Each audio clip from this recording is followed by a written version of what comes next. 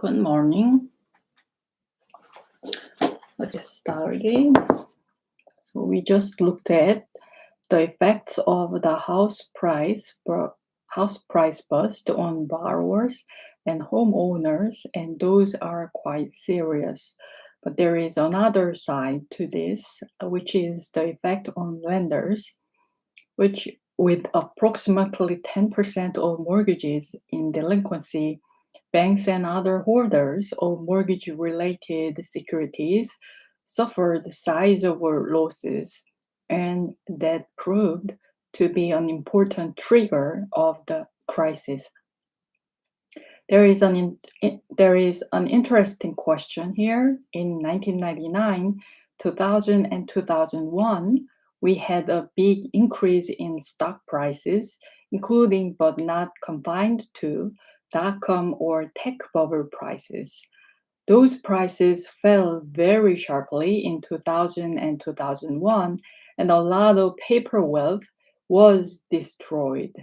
In fact, the amount of paper wealth destroyed by the decline in dot-com and other stock prices was not radically different from the amount of wealth destroyed by the bursting of the housing bubble. And yet, the dot-com bust led only to a mild recession. The 2001 recession lasted from March to November 2001. It was only an 8-month recession.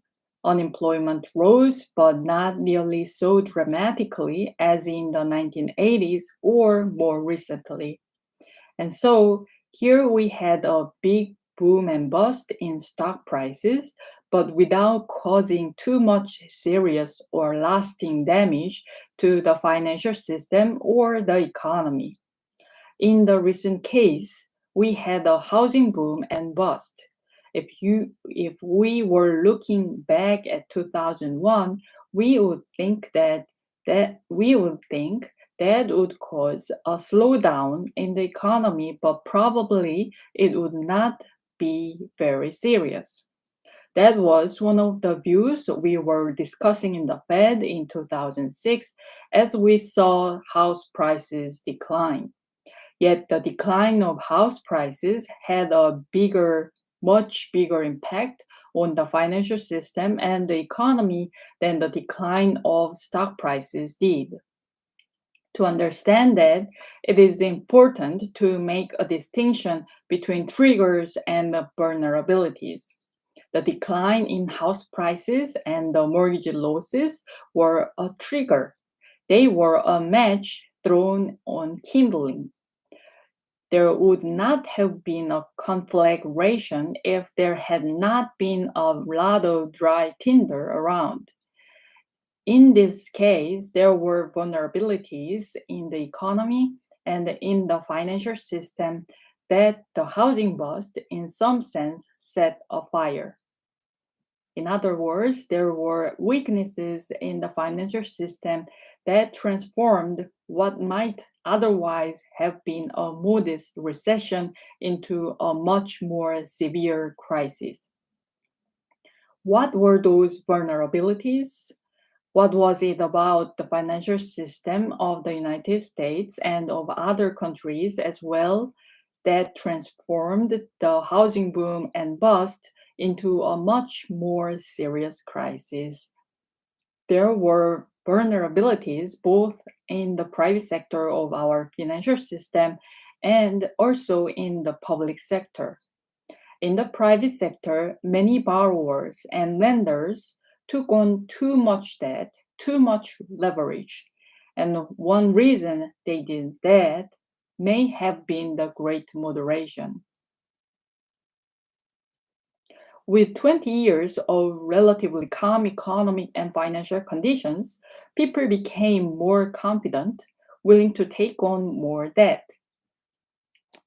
The problem with taking on too much debt is that if you do not have much margin, if the value of your asset goes down, then pretty soon you will find that you have an asset that is worth less than the amount of money you borrowed. Second, very important problem was that during this period, financial transactions were becoming more and more complex, but the ability of banks and other financial institutions to monitor and measure and manage those risks was not keeping up.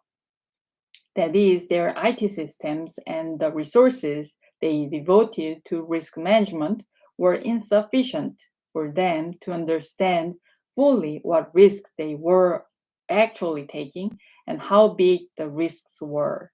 So if in 2006 you asked a bank about the effect if house prices fell 20%, it probably would have greatly underestimated the impact on its balance sheet because it did not have the capacity to measure accurately or completely the risk that it was facing.